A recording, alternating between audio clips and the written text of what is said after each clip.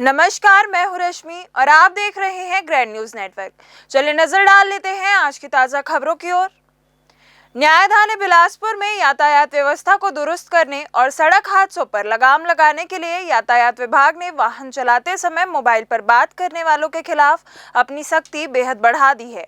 विभाग द्वारा चलाए जा रहे इस विशेष अभियान के तहत पिछले महज 5 महीनों के भीतर ही नियमों का उल्लंघन करने वाले 2621 लोगों के खिलाफ कड़ी दंडात्मक कार्यवाही की जा चुकी है। अब शहर के हर प्रमुख चौक चौराहों पर लगे hi tech ITMS intelligent traffic management system कैमरों के जरिए नियम तोड़ने वालों पर पैनी निगरानी की जा रही है और पलक झपकते ही अपराधियों की पहचान कर उनके सीधे चालान काटे जा रहे हैं। पुलिस ने साफ कर दिया है कि मोटर व्हीकल एक्ट के तहत ड्राइविंग के दौरान मोबाइल का उपयोग पूरी तरह प्रतिबंधित है। ऐसे में सिर्फ हाथ में फोन पकड़कर बात करने वाले ही नहीं बल्कि ईयरबड या ईयरफोन लगाकर लापरवाही से वाहन चलाने वाले भी पुलिस के रडार पर है। यातायात पुलिस द्वारा चौक चौराहों पर लाउड स्पीकर के माध्यम से लगातार चेतावनी दी जा रही है कि मोबाइल पर ध्यान केंद्रित होना ही सड़क से ध्यान हटने का सबसे बड़ा कारण बनता है, जिससे गंभीर हादसे होते हैं।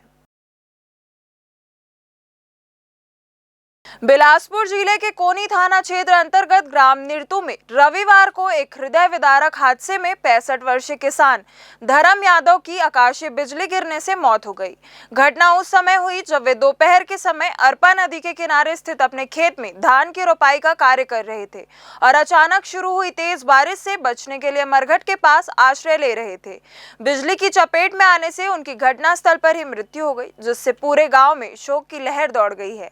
सूचना पाकर मौके पर पहुंची पुलिस ने मर कायम कर शव को पोस्टमार्टम के लिए भेज दिया है और मामले की जांच शुरू कर दी है।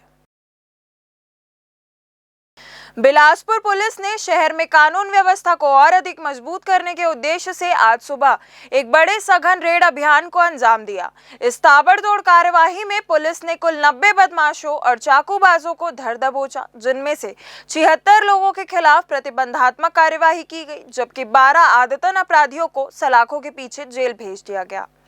अभियान के दौरान 2 चाकूबाजों को अवैध धारदार हथियारों के साथ रंगे हाथों गिरफ्तार किया गया। स्कूल शिक्षा विभाग ने शिक्षकों की छुट्टियों, स्कूलों की व्यवस्था और प्रशासनिक अनुशासन को लेकर बड़ा और सख्त फैसला लिया है। विभाग ने स्पष्ट कर दिया है कि अब केवल ऑनलाइन माध्यम से ही अवकाश स्वीकृत किए जाएंगे। 15 तारीख के बाद यदि कोई शिक्षक ऑफलाइन छुट्टी आवेदन देता है तो आवेदन करने वाले कर्मचारी के साथ उसे स्वीकार करने वाले अधिकारी या कर्मचारी पर भी निलंबन की कार्यवाही की जाएगी। विभागीय बैठक में जर्जर और टूटे हुए स्कूल भवनों को लेकर भी कड़ा रुख अपनाया गया।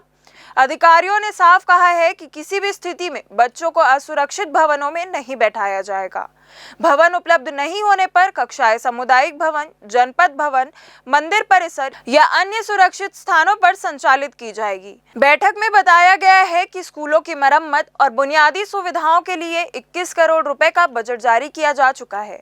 15 तारीख तक रंग रोगन, शौचालय और अन्य जरूरी कार्यों के पूरे करने के निर्देश दिए गए हैं। वहीं युक्तियुक्तकरण के बाद भी ज्वाइनिंग नहीं देने वाले शिक्षकों के खिलाफ सेवा समाप्ति की कार्यवाही की चेतावनी दी गई है। साथ ही विभाग ने अगस्त तक सभी लंबित पदोन्नति मामलों को पूरा करने के निर्देश भी जारी किए हैं। पिछले साल प्रायोगिक तौर पर शासन ने VSK विद्या समीक्षा केंद्र नामक ऐप लॉन्च किया है और विद्या समीक्षा केंद्र जो है वह स्कूल शिक्षा विभाग का एक विस्तृत पोर्टल है, जिसमें शिक्षकों की उपस्थिति से लेकर के उनके अवकाश इत्यादि सभी का संधारण किया जाएगा। इस वर्ष शासन ने निर्देश प्रदान किया है कि 16 जून से ही शिक्षकों को VSK के माध्यम से ऑनलाइन उपस्थिति दर्ज करनी होगी और इसका रिपोर्ट देखने के लिए विकासखंड शिक्षा अधिकारी एवं BRCs को अधिकृत किया गया है।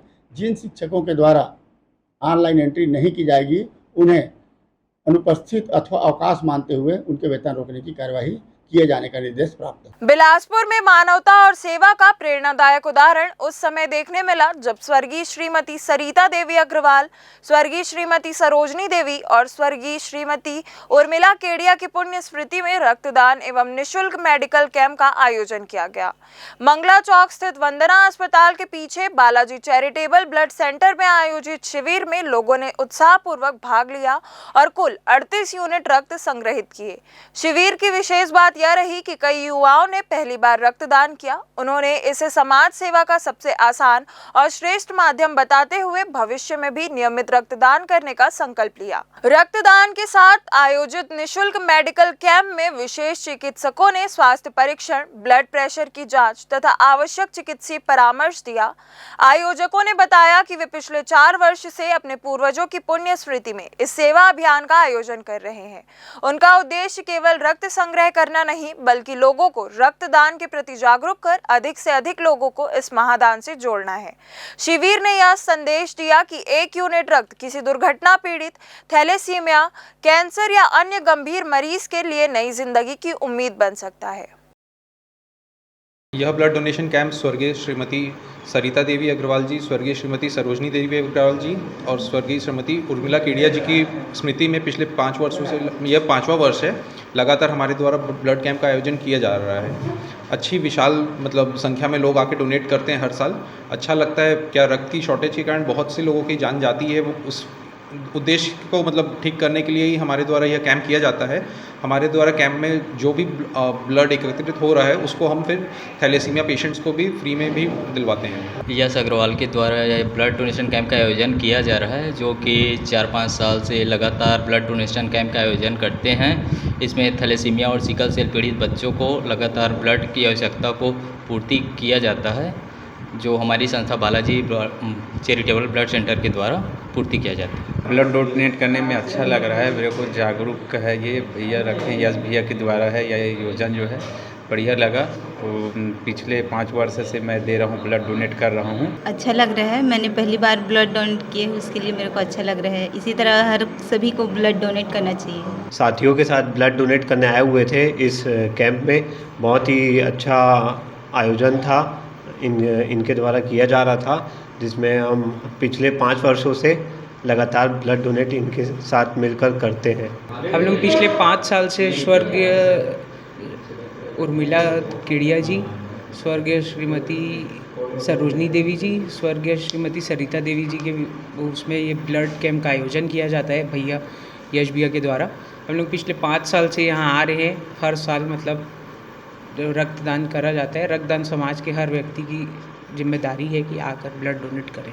खबरों का सिलसिला आगे भी जारी रहेगा, तब तक के लिए जुड़े रहिए ग्रैंड न्यूज़ नेटवर्क के साथ।